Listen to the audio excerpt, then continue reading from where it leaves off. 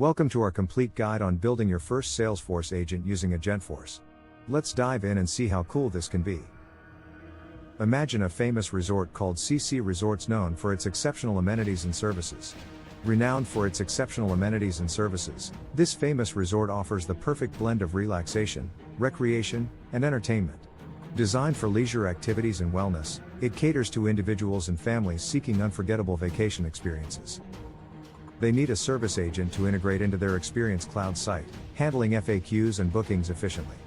Let's see how we can help them. The Salesforce team discusses how we can create a unique customer experience for CC Resorts. Here are the steps to set up a service agent in Agentforce. We'll guide you through the configuration, enriching the agent with data, defining topics and actions, creating custom actions, and updating deployment flows. Meet Peter, our smart Salesforce admin. He will be setting up our first agent and is extremely excited about it. The first step is to set up a service agent in Agentforce using the guided setup process for efficient configuration. Next, we enrich the service agent with a comprehensive data library to support robust interactions. Then, we define and associate relevant topics and actions to align the agent with specific use cases. In this step, we create custom agent actions by designing flows tailored to unique business requirements.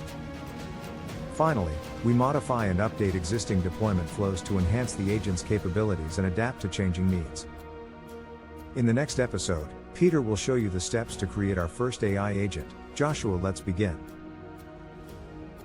Don't forget to subscribe to our channel for more Salesforce developer and architect journeys.